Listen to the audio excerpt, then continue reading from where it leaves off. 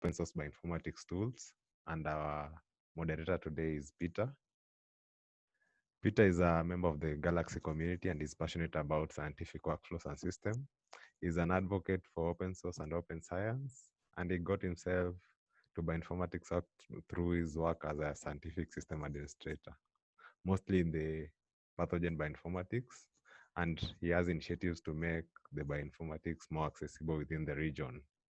He's also a software engineer team and also trains software carpentries, and he has also taught Python himself for quite a long time.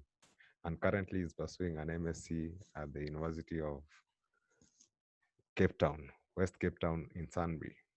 And now I'll let Peter to introduce a few members which will be helping him in the today's training, who are Tracy, Kamuhela, Susan, and Beatrice. And kindly, Peter, you can take the floor now. Thank you, Festus. Yeah, so I see Tracy's with us. We are waiting for some other people to join. From what you listed, thank you. Yeah, I'm at South African National Bioinformatics Institute at the University of the Western Cape. As I said, I myself am still a student because I basically learned bioinformatics kind of on the job while supporting researchers and students. And in the process got interested in the challenge of how do we make bioinformatics both accessible and reproducible. What I mean by that is that, you know, students have a particular time in the lab and that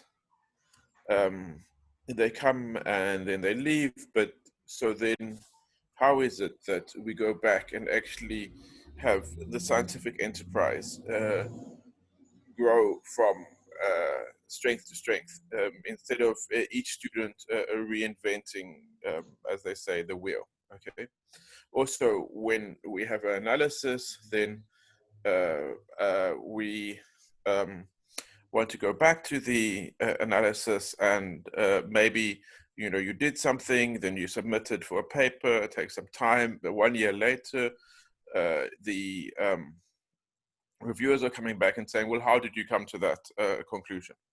So then you need what's called a history. So Galaxy provides us some of these possibilities. Just hang on while I just do this for a second. Yeah, I just need to adjust my camera. Apologies.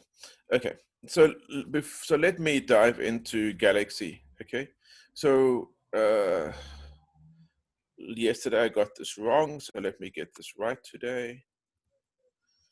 We're still learning this new ins and outs of the Zoom technology, but anyway, where did that go? Ah, there. So let me just start with a brief presentation on what is Galaxy and Galaxy on the African continent. Okay, so here we have the logo that we actually developed for the first Galaxy Africa conference in 2018. And then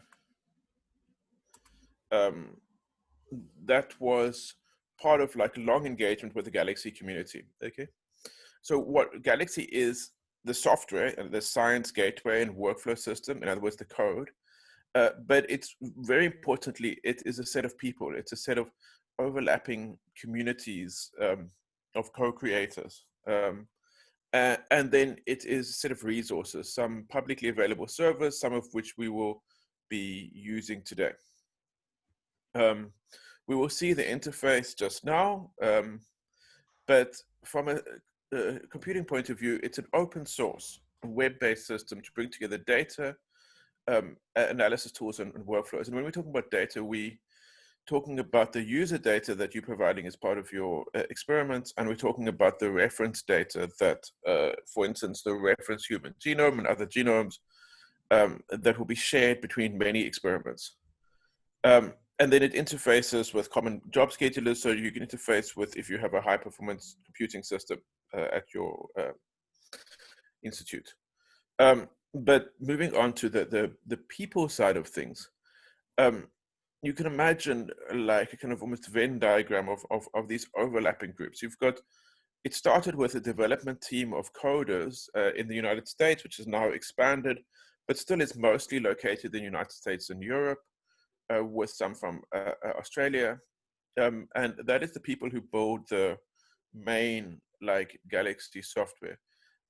And then Galaxy would be kind of useless if you were not able to relate to existing analysis tools, for instance, BWA or Freebase or whatever you're using for bioinformatics.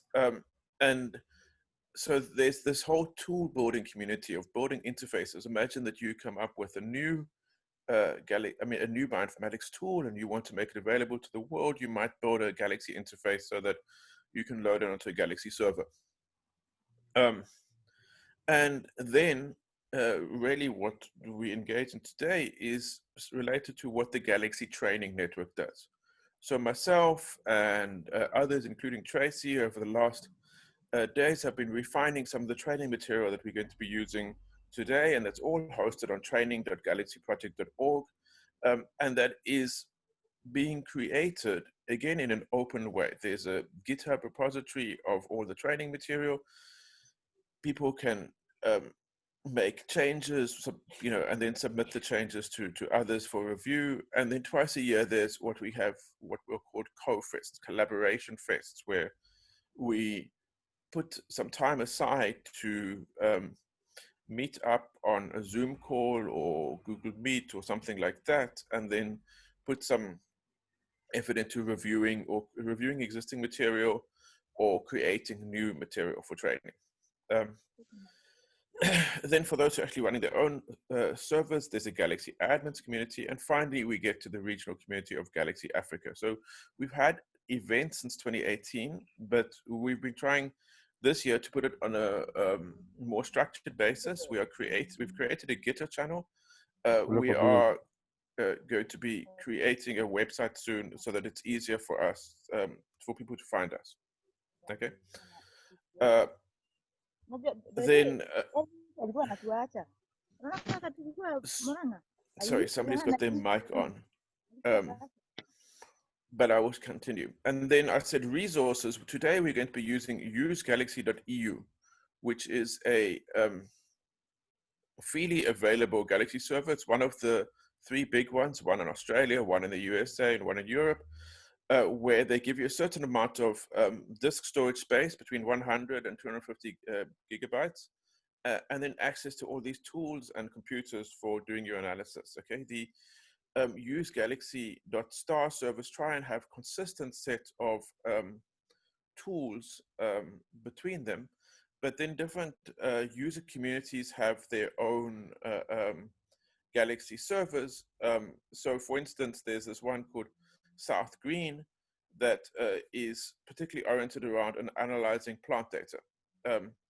And then there's another one, the VU PathDB database, which stores information about eukaryotic pathogens and their vectors, has its own Galaxy server specifically oriented around analyzing data of eukaryotic pathogens. So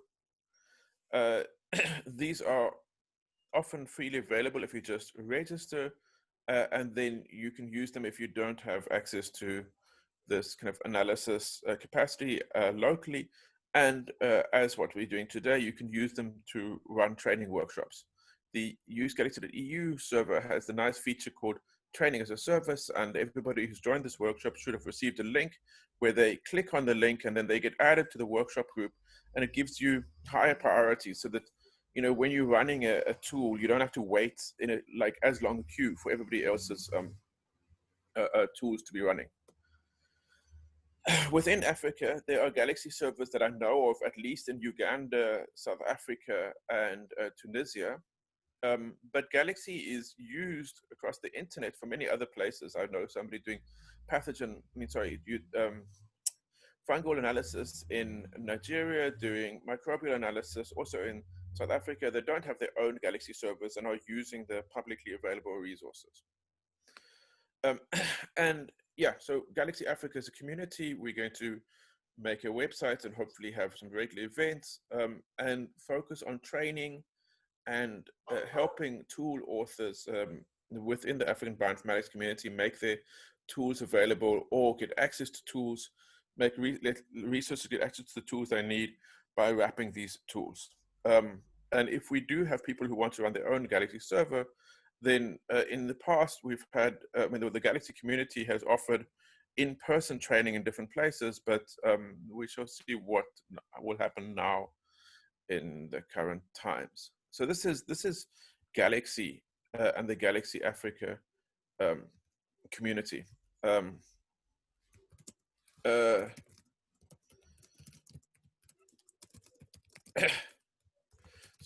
Let me just switch screens.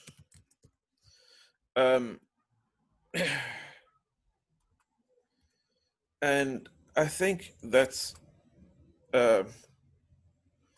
like a lot of talking, but let's actually look at it in practice. So I will now paste the link to a tutorial that I'm going to work through.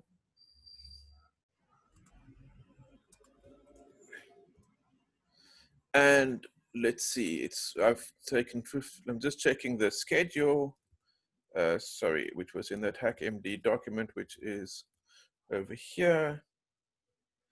The brief introduction, yes, so I'm running on time. So Galaxy Tutorial 101, okay? So I would like to invite people to go to this website that you were asked to register for, usegalaxy.eu, okay? Go to that website and log in. You should see a screen that looks like, let me get my screen share working again.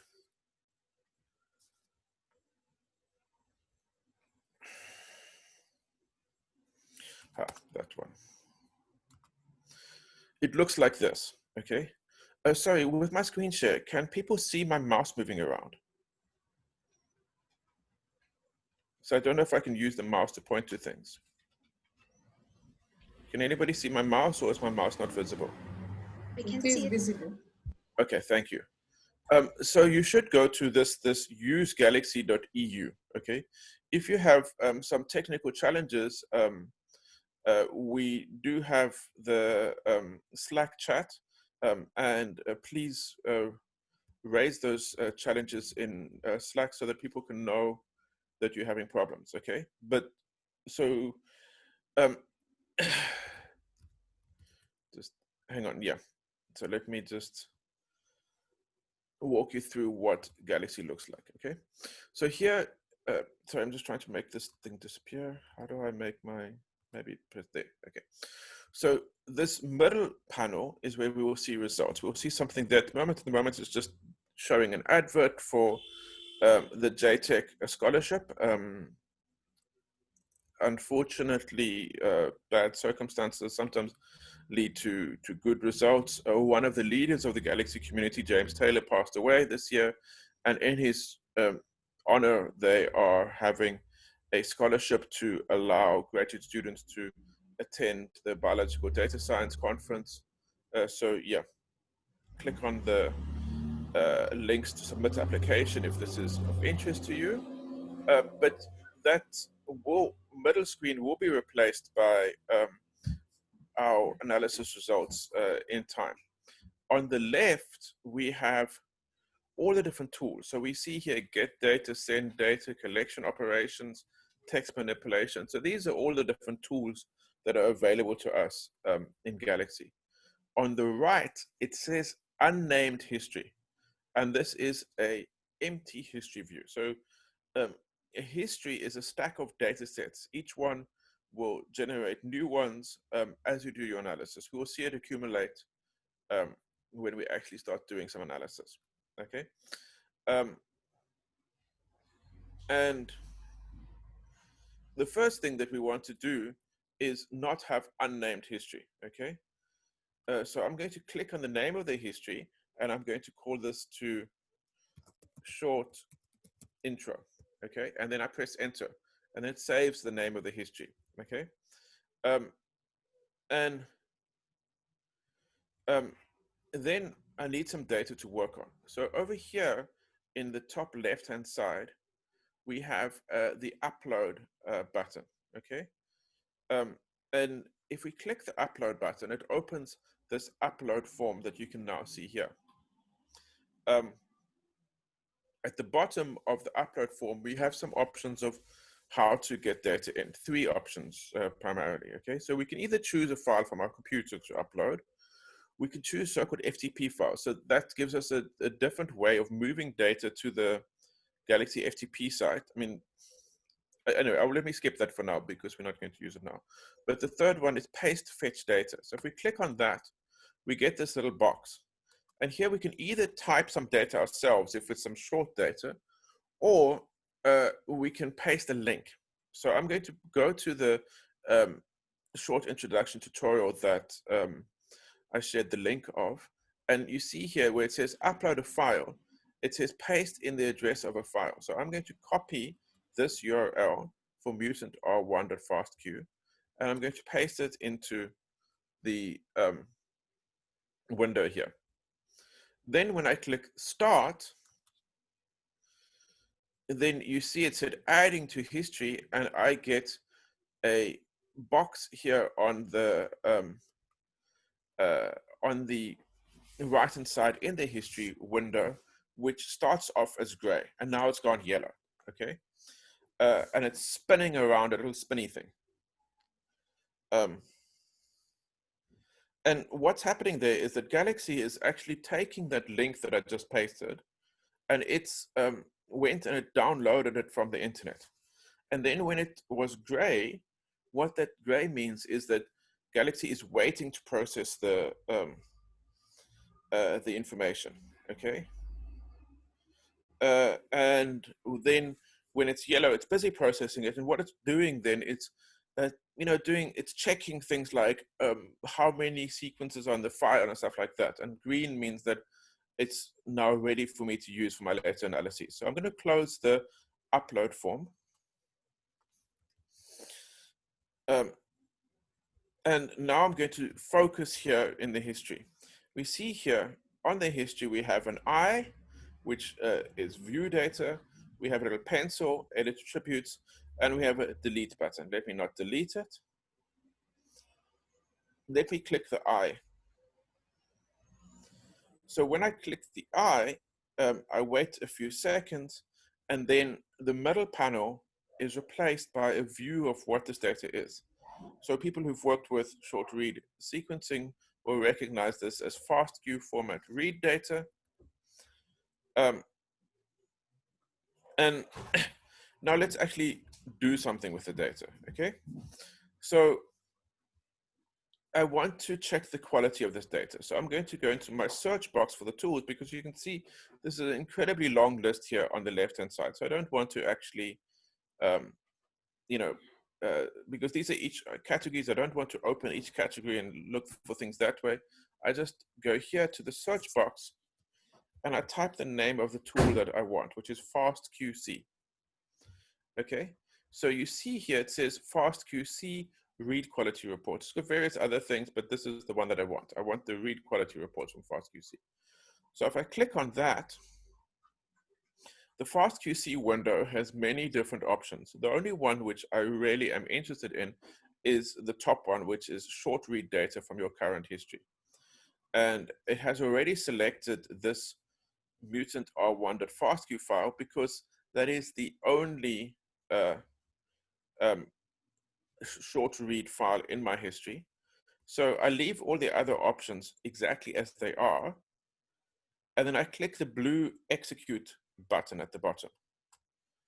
And it says sending. And when that's done, then you see I've got 2 new data sets in my history. They're in gray because they're waiting to run. So what I mean by waiting to run is behind the scenes, there's a whole lot of computers waiting to do work for us, okay?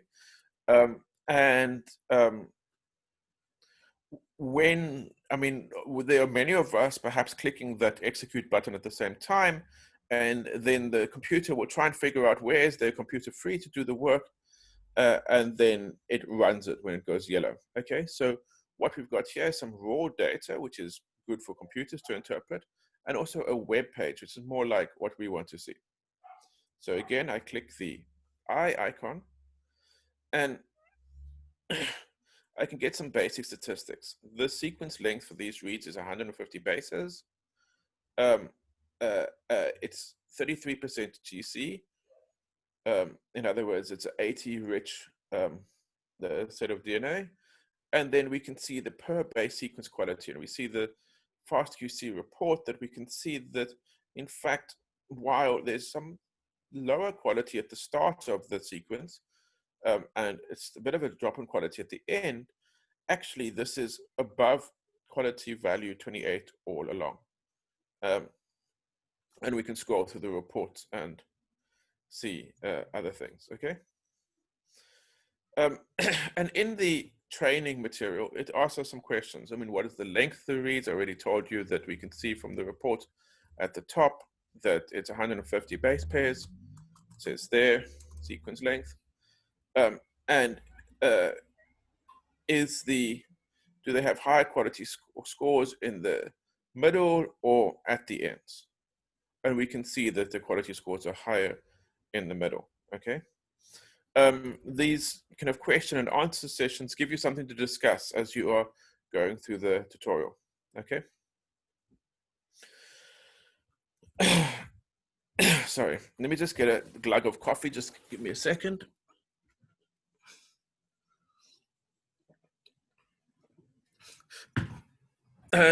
Sorry, if there are any questions showing up in the Slack, can somebody please interrupt me? I'm just checking the Slack myself. There you go. Yeah, so we have a channel Galaxy Training 3007-2020 on the Slack. You can post questions there. If you don't have the Slack open, you can also post some in the Zoom, and I'm sure somebody can copy them across to the Slack, okay? So we've got this quality report on the sequences. Now let's decide that we want to kind of filter to only have the high quality sequences, okay? So if I type here filter, then I see a problem with the search box, which is that I've got so many things called filter, okay? Sorry, let me just, and I'm gonna have to scroll down and find the filter by quality tool. Filter. Found it the other day and now I'm not finding it.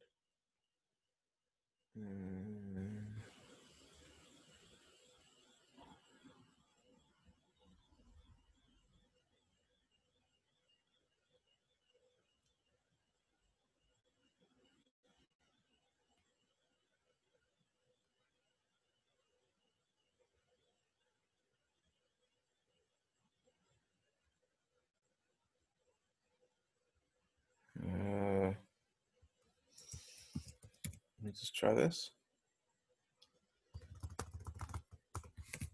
Sorry, I had exactly this problem when I was working through the tutorial the other day, but I thought I'd found where the quality filter by quality.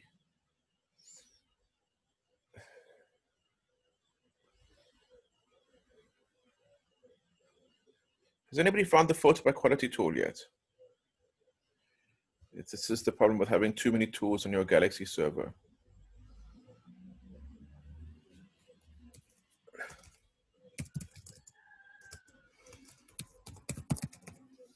think that just does both of them together.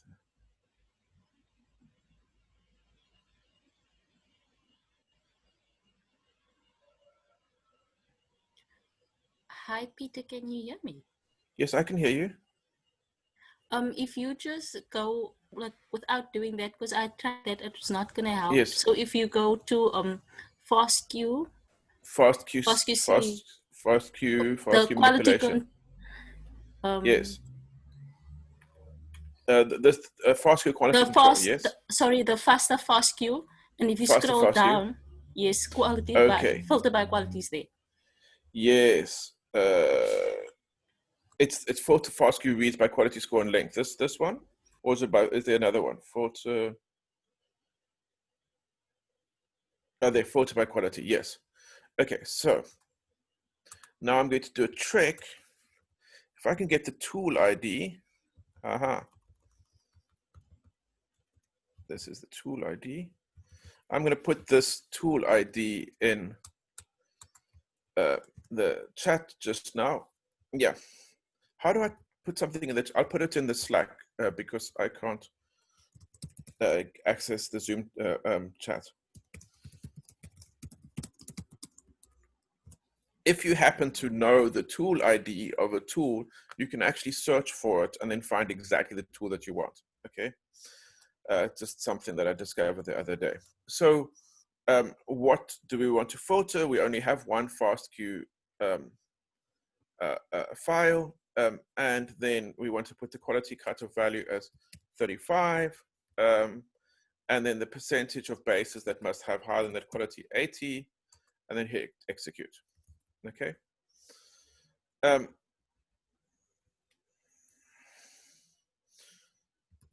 So I'm just waiting for that to run. It should run in a few seconds. If you see here that when you click on the name of the file, okay, it expands this view to like show a few more things, okay? And when the file has gone green, then you can see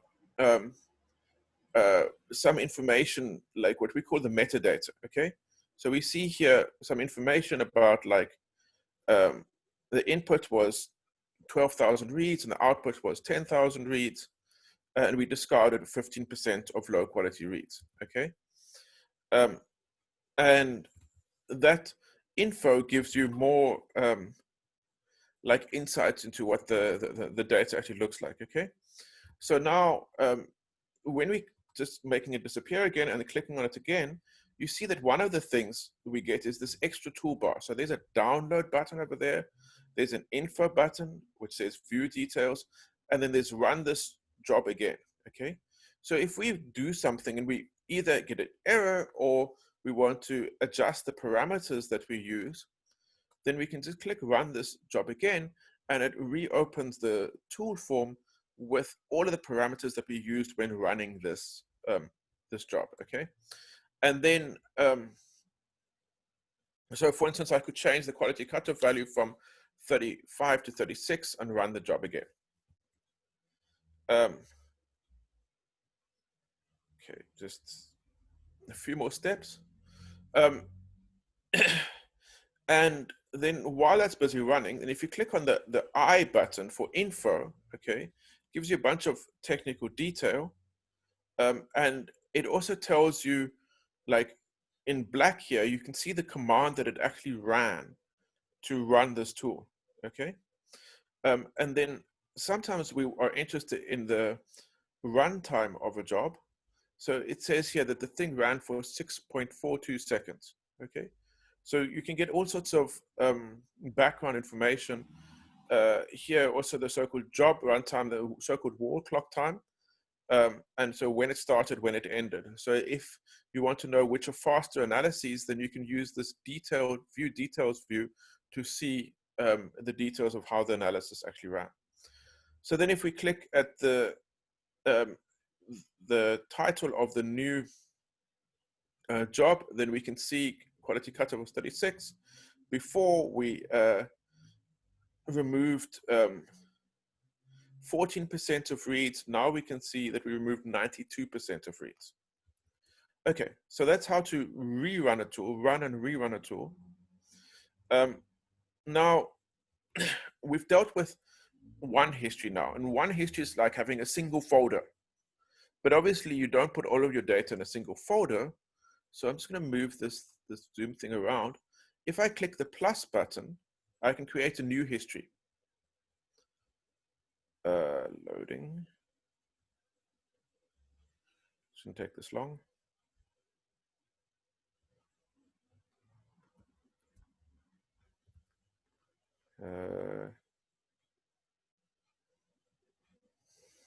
Okay, if it's taking this long, that means there's a problem over at usegalaxy.eu.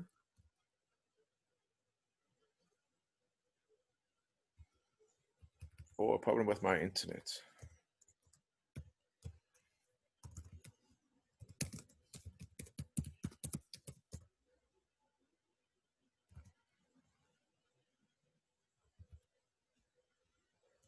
So I'm just going to refresh my screen. Aha, finally came back. So I'm on my short intro. I'm going to click plus, and then very quickly I get a new unnamed history. Okay, and I'm going to call this next analysis.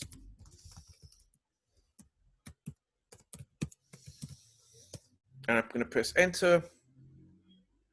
And now if I want to see my histories next to each other, there's this thing called view all histories. It looks like two rectangles over here.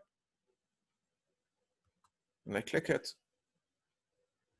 Now you will see much less than mine because I've been using this Galaxy server for a while, but you can see here are your histories. Here's the short intro. Here's my next analysis history. And I can choose a data set and I can drag it from one history to the next.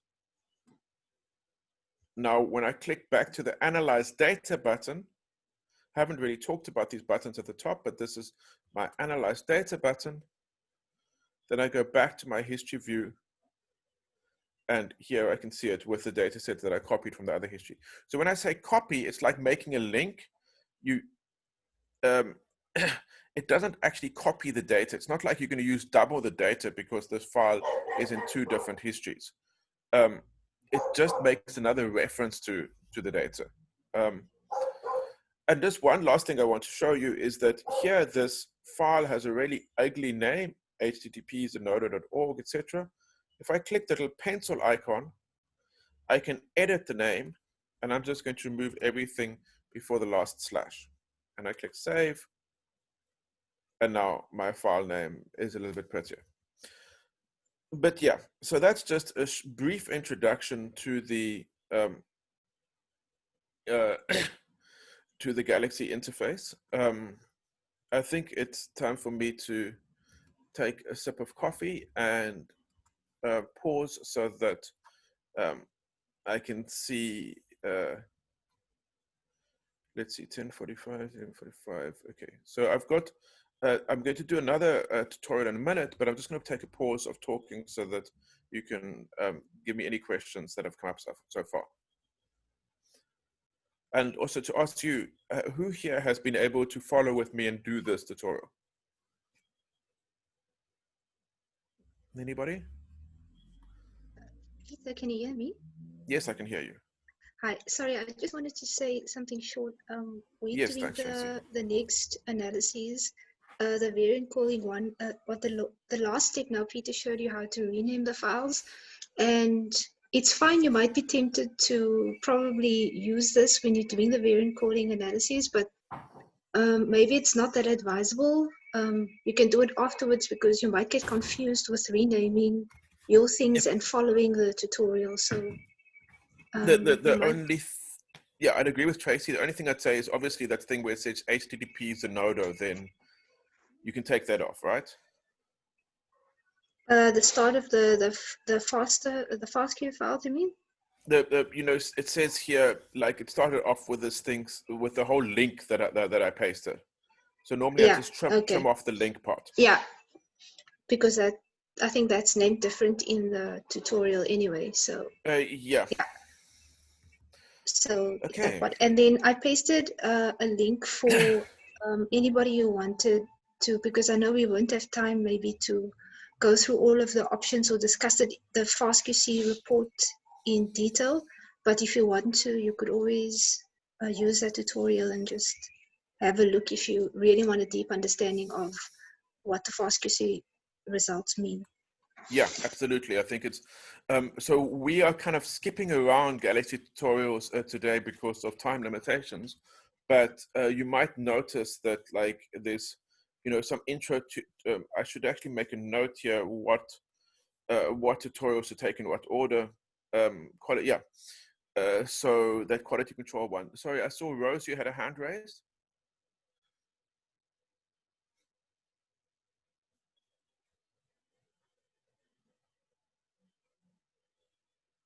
It says talking, but yeah. So I don't know if you want to ask a question or make an input.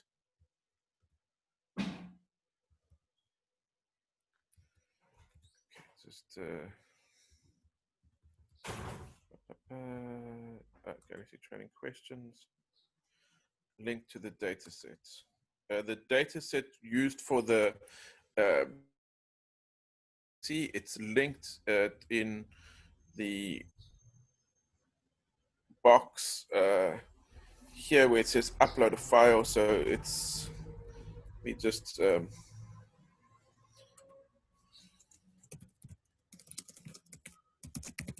okay. So this is just the start of using Galaxy and moving around the interface.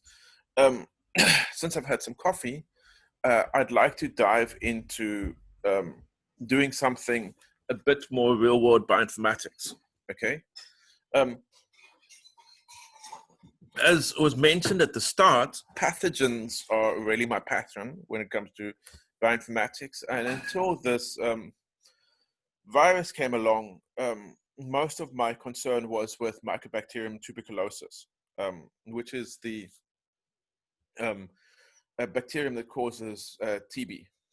As you probably know, this is a big problem on the African continent. And so, and I mean, in my country, it's in fact the one of the leading, in South Africa, it's one of the leading causes of death, unfortunately.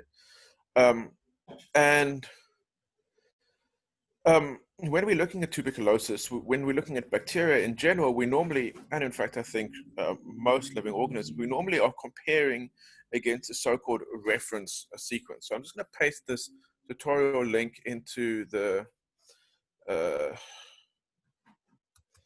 think the Galaxy training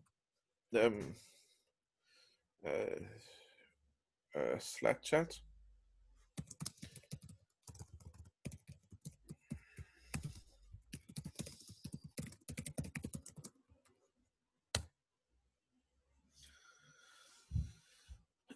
So the new tutorial is called M tuberculosis variant analysis. And as usual, when you start with Galaxy, the first thing that we do is we click the plus button to get ourselves a empty history, and then we rename our history.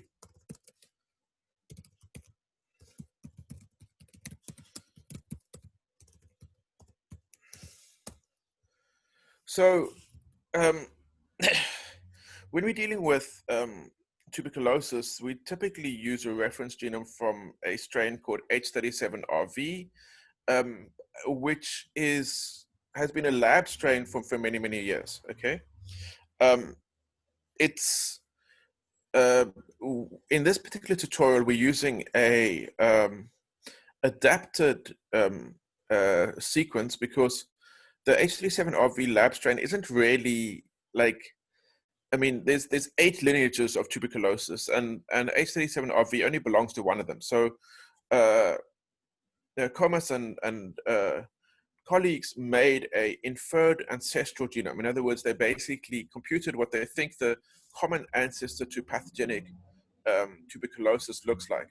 And we're going to be using that genome to compare against because it's a better target than the H37RV, at least in my opinion, okay? So in this case, we're not dealing with a single data file. If you look at the section which says get your data in the tutorial on analyzing tuberculosis variants, then you see this gray block with quite a few files. But we can use the same procedure. I'm going to copy everything in this gray block. I'm going to go to my Galaxy window. I'm going to click upload. And then I'm going to choose the paste fetch data option, and I'm going to paste all of those links as once. And then when I click start, it says adding to history. I can close this window and you see 1, 2, 3, 4, 5 files or 5 data sets appearing in your history. If this is not working for you, please say something in the chat, either Zoom or Slack. Okay. So I know people. Wait, that went red. Red is not good.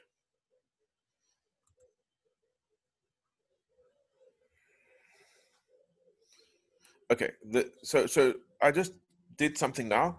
It went red, and then I clicked on the name of the data set, and then instead of what I saw before, there's now a little bug icon, and then it says fatal error, exit code 1, and it's giving some standard error, and I see there's an import error, no module named requests. Okay, so I'm actually just going to use the X's to delete all of this data, and I'm going to try this again. So I'm going to go upload. That could have been just an error on the one computer that the usegalaxy.eu is using. I'm going to try that again, and I hope that I don't get the same red error. If I do, then I'm going to have to ask the usegalaxy.eu admins what's going on. Has anybody got this data uploaded into a history yet? Or, Hi, Peter. Sorry. hey, I managed to get the data uploaded, but mine also did that the first time, and then I had to upload each file separately, okay. and then it worked. I don't know if it's the same thing though. So I'm trying to, so you did it separately. I'm trying it all in one block, and it's spinning. It's yellow, it's yellow, it's yellow. We hold thumbs. Is it going to go green? Kind of exciting moment in my life. So there's something not quite right with usegalaxy.eu today, because it doesn't normally take this long. Ah, it is green. Okay. So sometimes, it's like, as I said, usegalaxy.eu, there's a whole lot of computers behind the website that we see. In fact, they've got a complicated system where they've got computers running in multiple different countries. And sometimes things just don't work that should just work. And then you can try and do them again, and then they can work. There's a forum called help.galaxyproject.org, which acts as the kind of help forum for all things Galaxy. Let me just paste that link.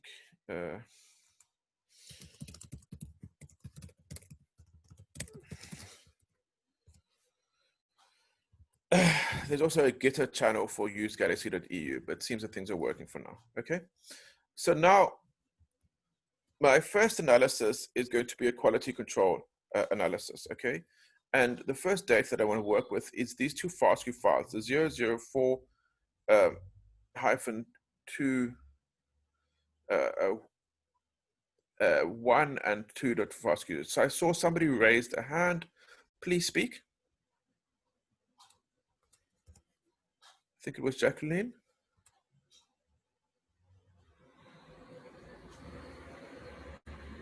Not speaking? Okay, well, maybe raise it in the Slack chat. So I'm going to choose my FASTQ files, and I'm going to use the little pencil icon to change the names just to this 004-2 1 and 004-22. What do these numbers mean? If you read the paper that this data came from, then they were studying people who seemed to get tuberculosis twice, and they were not sure if this was a resurgence of the original infection or if they had been reinfected from the community.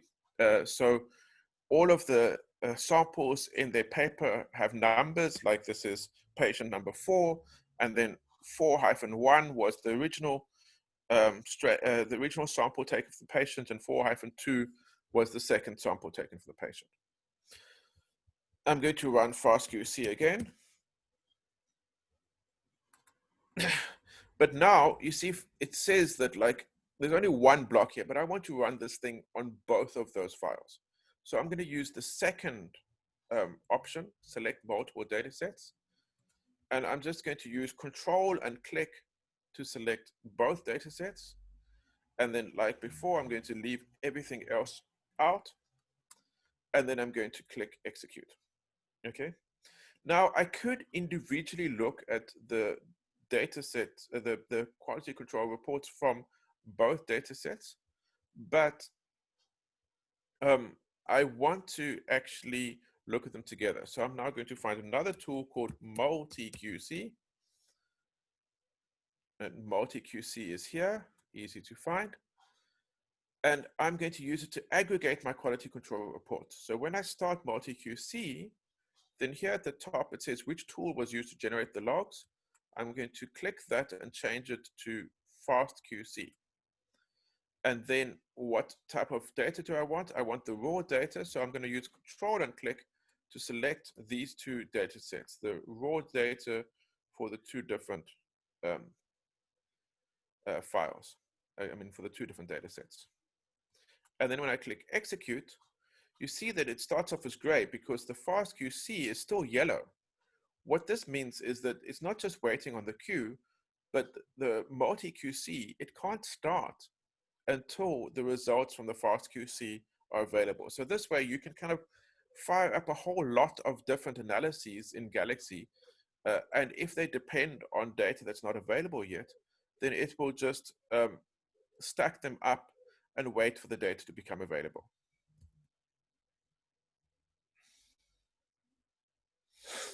In this tutorial, by the way, then if you hover over the name of a tool, you see there's a kind of little gear and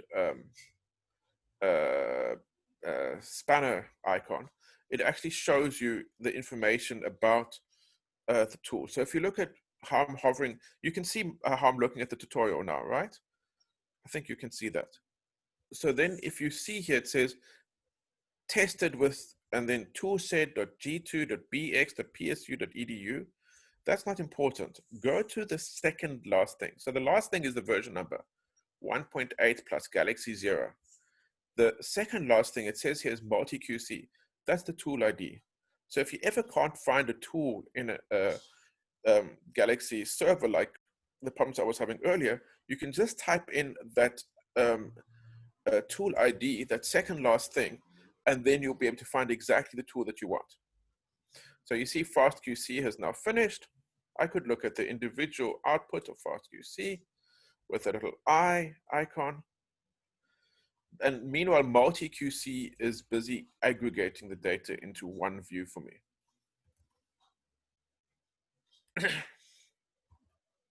So we do this whenever we get new data to analyze. We always do a quality check first, okay? There, the MultiQC is finished, and I can click on it. And what do I see here? There's some duplication in the sequence. That can happen because of PCR amplification before sequencing. We can see the percentage of GC is 66%. That's good news because we know that, well, those of us who work on Mycobacterium tuberculosis know that that is the GC percentage of the TB genome. And then we can have a look at just some summary data. It says there's some duplication to worry about. And then we look at the quality score. So you see here that we've got two graphs, one for 4-2_1 and one for 4-2_2. Both of them, they're looking fairly decent, but they're dipping here towards the end, especially right at the end of the sequence. This is normal with Illumina sequencing.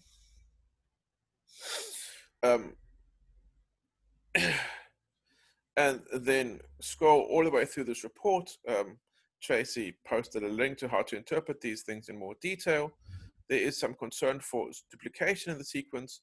One of the things that I'm looking at here is what's going on here. So this is some Illumina adapters, so that basically these are meant to be trimmed from the sequences before you get them. And there is some evidence that they're here, but at less than 2%, okay? So that's not too much to worry about. It says that there's a little bit of concern about some of the sequences, okay, in terms of the quality. So what are we going to do with that? The next step we're going to do is quality trimming with a tool called Trimomatic. So what we're doing here is we're throwing away some of the raw data so that we're only using high quality data for analysis, okay? So why are we doing this? Because when we get a variant, we need to be sure that this variant is actually variation in the sequence and not variation and not just a sequencing error. So we have to have the best quality data going into analysis. Anyway, so this is the Trimomatic tool view. We can now choose that this is paired end data, and then choose that we want the -1 data set and the -2 data set. The first analysis that it suggests is the sliding window, where it basically says that the average quality across 4 base pairs, it starts off saying 20. Well, I want to be a bit more stringent with that. I want this to be 30 average quality across 4 base pairs. And then if this ends up trimming a sequence so that there's only a short amount of sequence left, I want to discard that sequence. So I'm just changing this, and I'm saying drop reads below a specific length, and then I'm going to keep this as the default value. If there's anything that is less than 20 bases, I want to throw it away.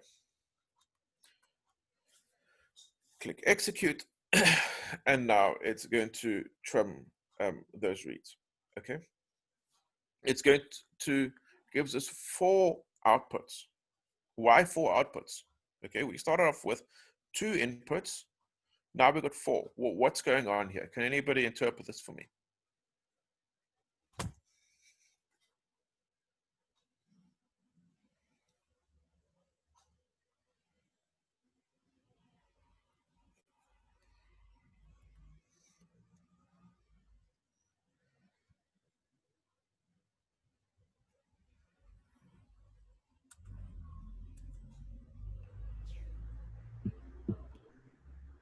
Hello. Hi. Hey, there'll be 4 outputs because they are paired end reads. So some of the outputs now say unpaired. Why do you think some of them say unpaired? Not quite sure. Not quite sure. Good answer. Need to research more. So we'll remember that one of the operations that we said was discard reads below a certain length, right? So imagine that from a pair of reads, forward and reverse reads, you discard the one, but you keep the other. You see, now you will have generated these unpaired outputs, okay? So that's why we can start with paired inputs, but we can end up with some unpaired outputs. Now, in our later analysis, we're only going to be using the paired reads. I mean, we want that because we know there's a certain gap between them. We're going to leave off the unpaired in the later analysis, okay? So while that's busy running, I'm going to set up my next analysis, which is something called Kraken 2. So Kraken 2 is a tool that tries to assign a taxonomic label to a read. In other words, it tries to understand which species or which genus did this read come from, okay? So I'm running the Kraken 2 tool. I'm going to choose that I want paired reads, and I'm going to choose as input the R1 paired and the R2 paired outputs of Trimomatic, okay? Then the next option, I'm going to say, yes, I want the scientific names, because I don't just want, I mean, otherwise it's going to just give me NCBI taxonomy database IDs, and those are kind of ugly to look at, okay? I want to know what scientific names these things belong to. I'm going to leave the next things to be default, I'm going to choose for now quick operation. In other words, it will just use whatever first hit it finds for the sequence. For the create report option, I'm going to click it to expand it, and I want to say print a report with the aggregate counts. Yep, I want that. So normally Kraken just tells us for each individual read, what is your which species does it think this read came from? Okay, so when I say yes, I want the aggregate report, I want it to summarize what percentage of reads came from which species. Okay, and then the Kraken 2 database. Then I'm going to go down the list and I'm going to find the standard database. I'll choose the latest one, the standard from June 2020. So the standard Kraken database has basically taken all the known genomes in NCBI and it's built like a database out of them, okay? And then I'm gonna click execute. Kraken 2 is quite a heavyweight program. It takes a while to run. So I'll leave that thing running while I move on. We'll go back and look at that result just now, okay?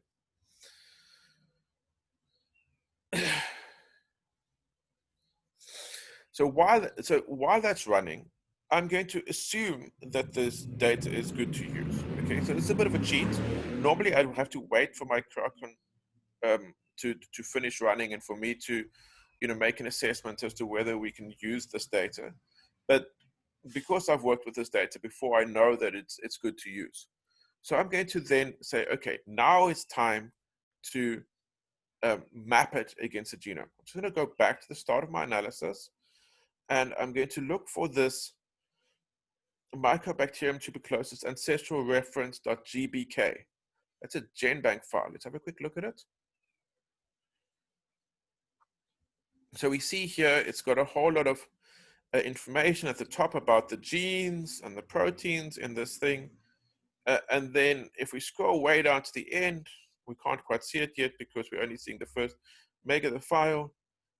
It's actually got the sequence in as well. So I'm just going to use the pencil icon to just change the name, make it prettier. While I'm waiting for Kraken to run, I might as well do this with all of my files. I've already done that one. Let's do this one.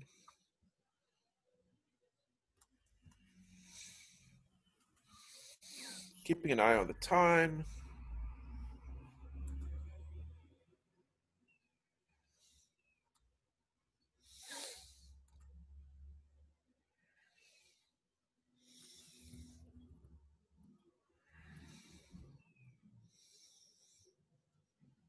Sorry, I always have to keep doing this mental like gymnastics of figuring out between Central African and East African time.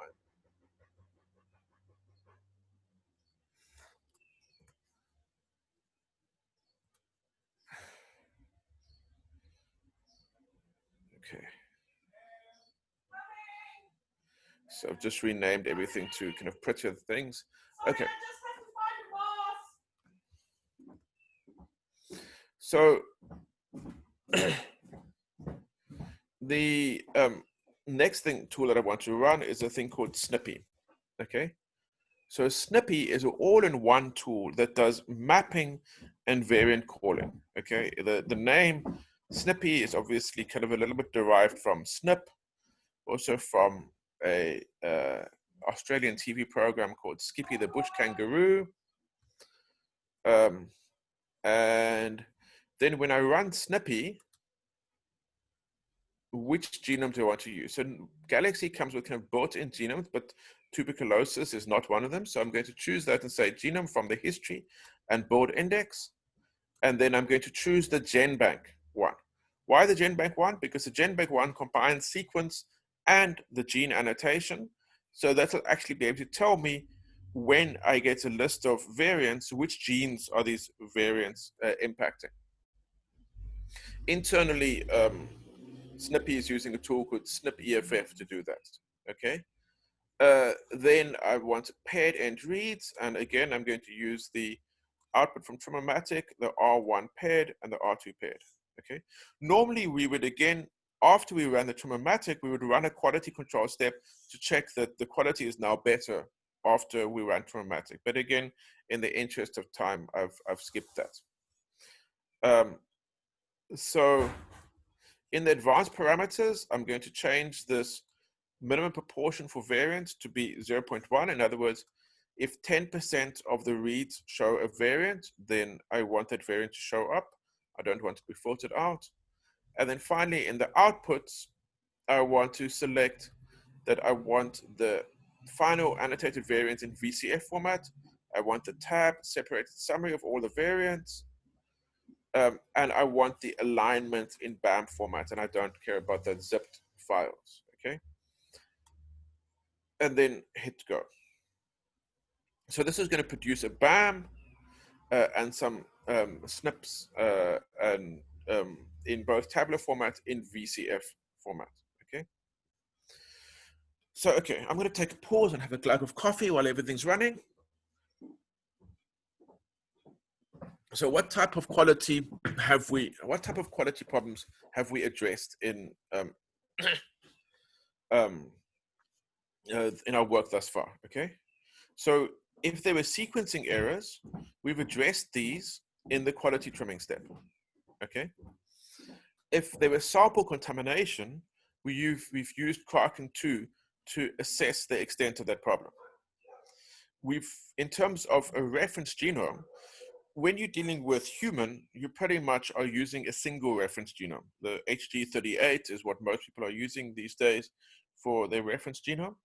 But when we're dealing with bacteria, then we have to be careful in our choice of reference genome, because we have to find one that is well suited for the bacteria that we're analyzing. So for instance, if we're working with Salmonella, there are so many different serotypes of Salmonella, and we might not just use a single, Salmonella enterica genome. We might want to research a little bit of what is the best one to use, okay? And then once you're doing your mapping and your variant calling, there's some quality concerns to worry about there, but between the tools Snippy and Freebase and everything that's inside there, it handles the quality trimming, not quality trimming, it handles the quality assessment of things for us. So we don't need to worry about quality control there. So we've done all these different steps so that what we get at the end of the day, when you read a paper, they say these are high quality single nucleotide variants or high quality single nucleotide polymorphisms or indels, okay? So we've done a whole set of quality curation before we do anything. And the extent to which you do that is also going to depend on what your research problem is. So if we are interested in a phylogeny of an outbreak. So I'm sure everybody's been following the news about COVID-19 and SARS-CoV-2. Does anybody know like how many variants there are in the whole SARS-CoV-2, like all the genomes? There's now been more than 70,000 collected in the world. Do you think that there have been 1,000 variants found between all of those different genomes? Do you think there have been 10 or 100? Which is the closer number? So if I pick up a SARS-CoV-2 genome and I say this one is 800 variants away from the original reference strain from Wuhan, would you believe me or would you not believe me? Anybody been following SARS-CoV-2 genomics? If you haven't, then the answer is there's no way that my genome is 800 variants away from the Wuhan strain. There simply are not more than, I think the latest figure, it might have gone up a little bit now, but there's basically not more than 50 variants between any two of these viral genomes in the world today, okay? And in the past, I've dealt with people who come to me and say, look, I've got this thing, it's got so many variants in it, and say it's impossible. Those are not high quality variants. You have to be very meticulous in filtering and checking your analysis that you're getting a biologically plausible result. Okay.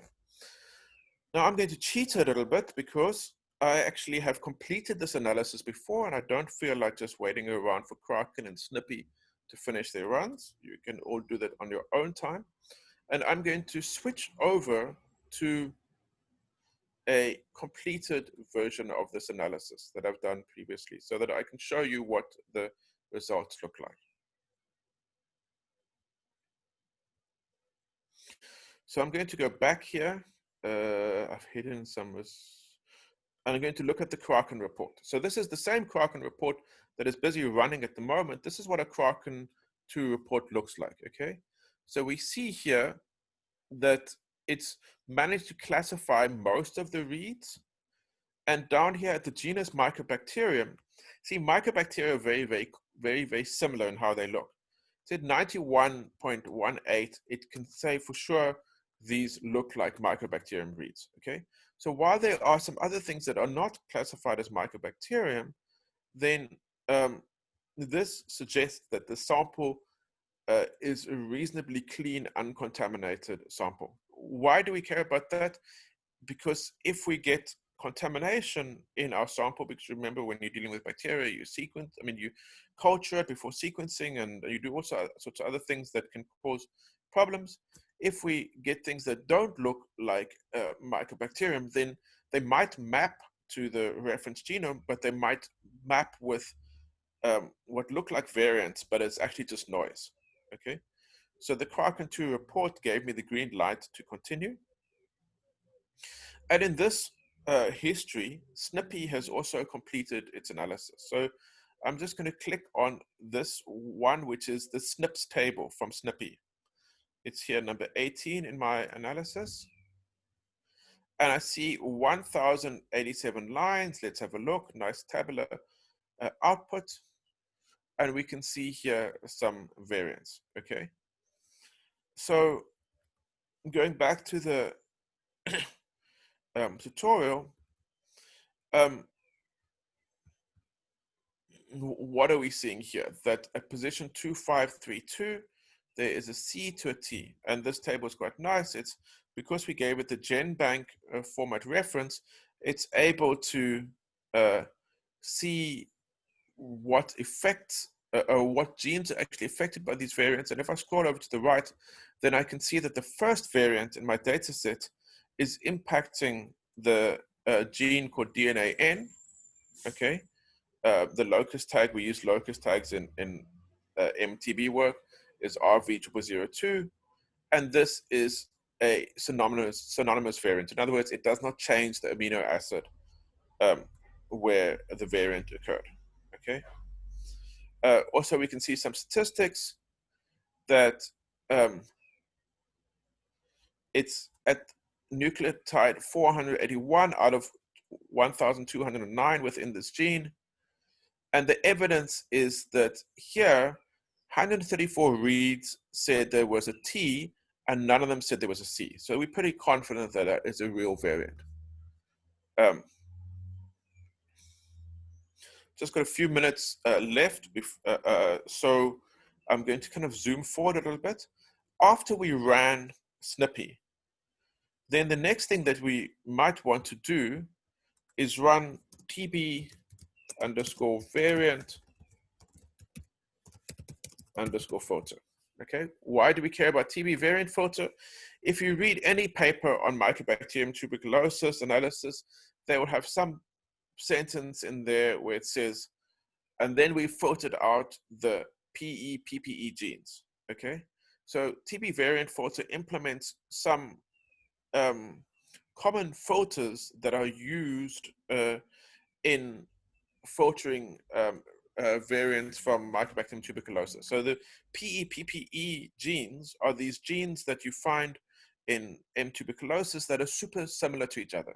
So when a read maps to one of those things, it could have mapped to the kind of part of the gene that looks the same as another PE, PPE gene, and it could be showing up some more invalid variants. So we filter out any reads in the PE, PPE gene regions. And there's a few other filters that you can apply using this tool. Downstream of that, there's a really nice tool called TB Profiler that uses a database of known drug resistance variants to predict drug resistance from variant data. And then downstream of that, we have a tool called TB Variant Report that uses this database we have at Snippy, the Combat TB Explorer, to basically link the variants to the database so you can understand more about the genes that they happen in. So let's first look at the TB Variant Report. I mean, the drug resistance report, which was taken from the output of TB Profiler. And we see a rather bad news story here. Firstly, this is lineage 4 tuberculosis. That is the so-called European strain of tuberculosis.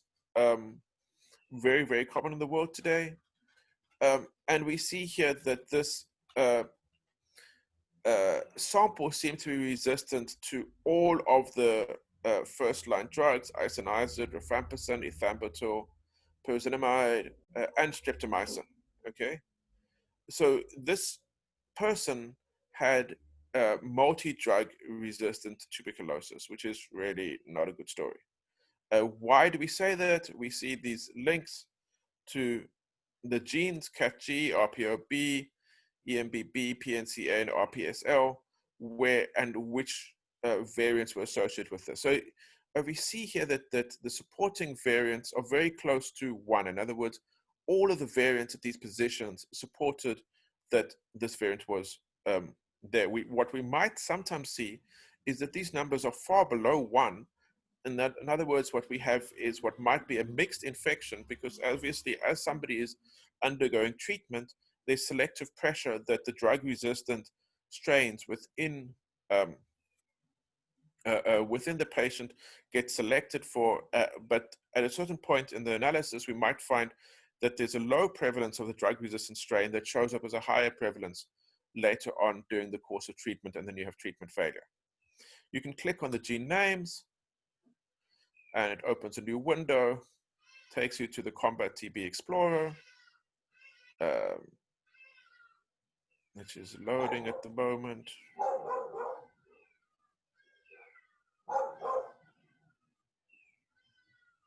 And this is the overview page for the CATG gene, okay? And we can see a lot more here. We can see the protein product. This is what the CATG protein looks like, and so on and so forth, okay? Similarly, the TB variant report gives us a list of all the variants and the genes that they happen in, and you can click across to the gene and see it in Combat TB Explorer. And the final output, which I want to highlight, is JBrowse. So you run a genome browser within Galaxy that you can explore the data. Okay, so if I just wait for this to load, and I zoom into the early part of the TB genome, then switch on some of these tracks. When you can see here, so this is not fitting because I must change some settings here, but we can see the variants onto the genome. It's just not displaying the BAM because I need to adjust the setting. I will do that. We'll get back to this. Let me just rerun this tool.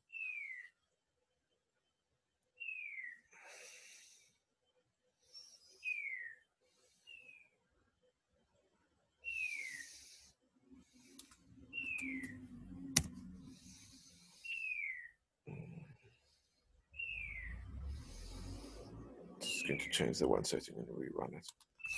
Okay, but I'm out of time. Sorry for having to rush to the last part of the tutorial, but this tutorial is kind of designed to take 2 hours, and we had much less time to work with it. At the end of the tutorial, there is a exercise where you can choose a different sample, the 18-1 sample, and redo some of the analysis and, you know, answer some of the questions I ask about that sample. But yeah, so as I said, I'm out of time for this section. Any questions before we go into the breakout sessions?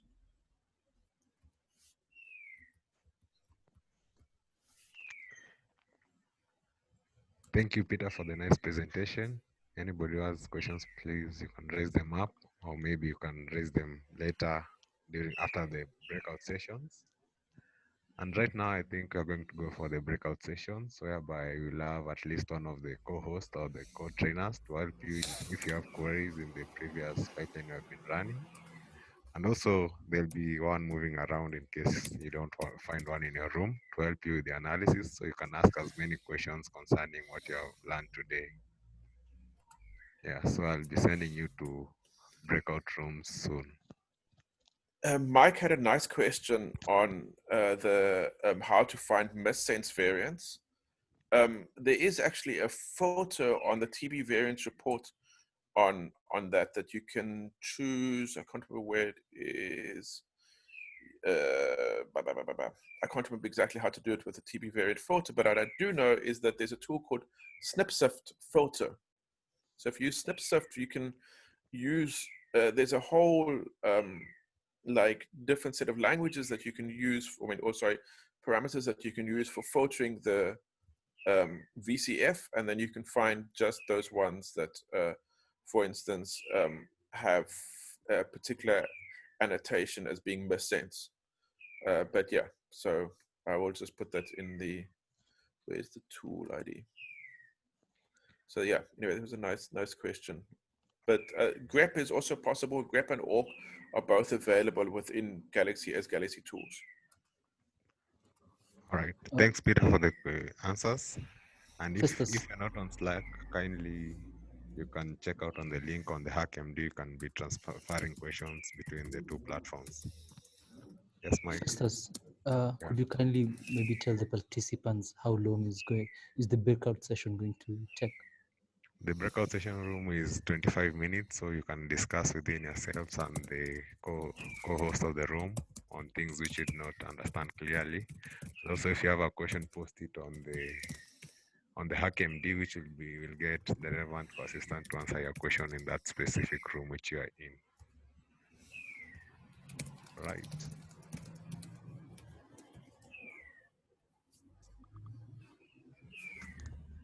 Sure.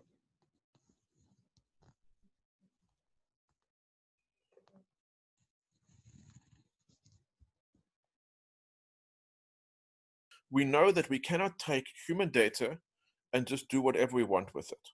Okay. Definitely the current language on both usegalaxy.eu and usegalaxy.org says that they cannot make any guarantees. Okay, so they're obviously not going to try and read your data. It belongs to your account, but they cannot make any legal guarantees at this point. Okay. If this is a real concern for you, if you've got the money, okay, there is a way to run your own Galaxy server in a cloud resource. Okay, I posted the link here, Run Galaxy on the cloud, where it's totally protected, only you have access to it. But this is part of a bigger discussion of how do we analyze human data, okay? So I'll move on from that. The TAGIMSD. TAGIMSD is a measure related to population variation on a genome. I did not find the tools for usegalaxy.eu, but there is a tool called VCF tool sliding window, which I found on some plant-oriented Galaxy servers. So we've been using usegalaxy.eu, but there are other Galaxy servers for different communities, and I found this sliding window tool on the South Green Galaxy and the Excellence in Breeding Galaxy, okay? So the people from Galaxy for Crops are busy kind of constituting a community at the moment, and they are hopefully going to be posting some of their materials. I will post a link once I found it to the tutorials that they gave at BCC 2020. but they're hopefully going to incorporate that within the training network materials.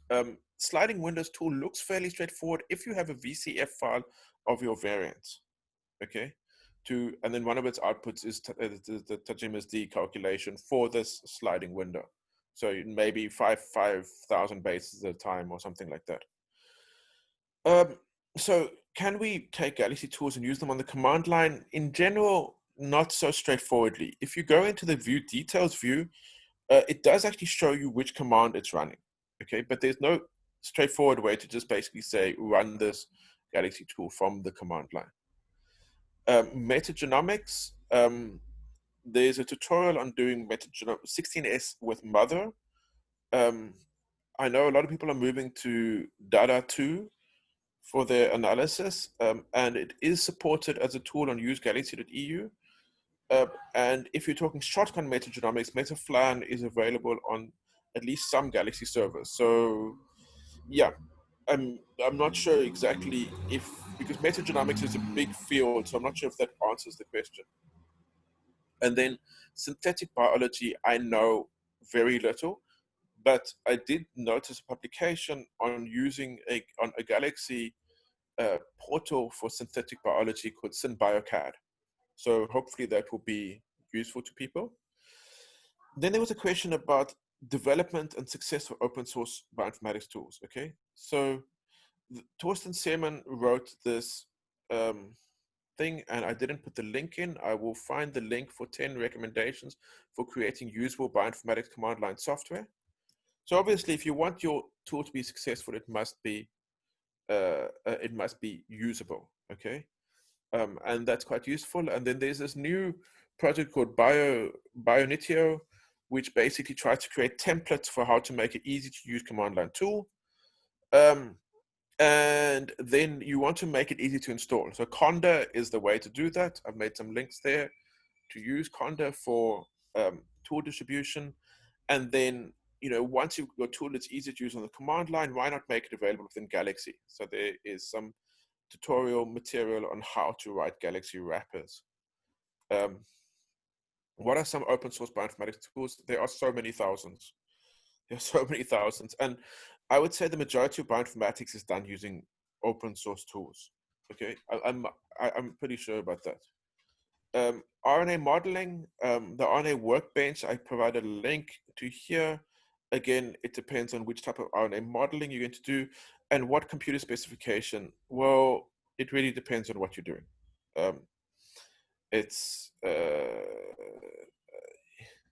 Yeah, thanks Beatrice for the metagenomics link. Yeah, so there, RNA.usegalaxy.eu. So in fact, the people from University of Freiburg that basically run the usegalaxy.eu server, they are an RNA research group. They really, I mean, at least there's some overlap between the people running Galaxy there and the RNA people. They are deep into this RNA stuff. Yeah, that answered the Peter, questions. Me Yes. again. On the last Yes. point, somebody asked in one of the other breakout sessions, what happens? I attempted to answer it, but you would probably give a better answer. He experiences timeout sometimes when you run certain tools on his data. Could you explain why that would happen? Sorry, on Galaxy? Yeah. So the tool timed out. I don't know. I'd have to see what specifically happened. Yeah. I don't know. What did you say, Tracy? Oh gosh.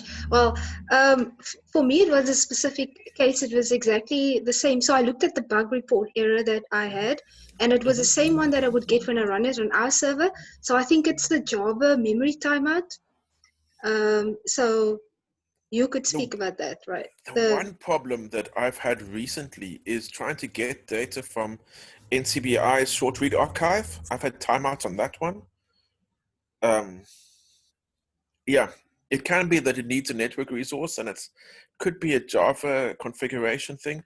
But with the usegalaxy.eu, when you click the little bug icon, you actually have the option to basically send a bug report to the server admins and say, look, something's not working here. So if it is something that you think is a bug, then report it. and then they can come back and like say, look. I also think, like what you said before, Peter, like when you try to send a job to a particular node and this node is failing for some unknown reason, just try again. Maybe try it again. But And if also it could be that fails again, yeah, it could be that the resources are not well adjusted. So if there is not enough memory for that, and maybe it's good also to tell in the chat or somewhere, or opening an issue on GitHub and saying, look, I'm finding this error for several times, and maybe you need to adjust some parameters so that we have more time. I don't know. So that thing of adjusting the parameters behind the scenes, Galaxy has got various configuration for like, you know, this thing needs so much memory or, Yes. or whatever it is. Yes. And sometimes that might not be perfectly adjusted by the server admins. They might need to change a parameter there. So let them know, you know. As I say, so I've been having problems with the short read archive from NCBI recently because they are moving their data to the cloud, and their I don't know, their download is not working as well for me as it used to. But explore the bug icon. Yeah, because the thing is, your problem might not only, don't think that your problem is only your problem, right? Your problem might be a problem that other people are facing as well. So don't be shy to say, look, I've got a problem, because like maybe the fix to your problem is going to fix a whole lot of other people's problems. Okay. So don't, yeah. So I just wanted to highlight the importance of actually reporting when things go wrong. Okay, thanks, Peter, for the summary of the 10 questions. Kindly, if there's more details about each and every question in our channel. So thank you for that. So back to you, Festus. We are 1 minute to time so that you can conclude. All right, thank you everybody for joining today's meetup. It was quite informative. I hope for the members you learned how to use Galaxy, and you'll use Galaxy when you're stuck maybe, or when you don't have machines to work on your bioinformatics workflows. And also encourage you to share it out with your fellow members. More questions, you can follow them on Slack and ask them. The co-hosts will be there to help you with the feedback. And I want to thank the Galaxy team, the Bioinformatics sub-team who have organized this whole event, our supporters and collaborators, that is the Open Life Science and the Open Life Science Kenya and Open Life Science. You can also check them out on Twitter and their websites, what they offer. And finally, I'd like all of you to just show up your video so that you can take a group photo for today's event. Kindly turn on your videos, everybody, if you don't mind to appear in the photo.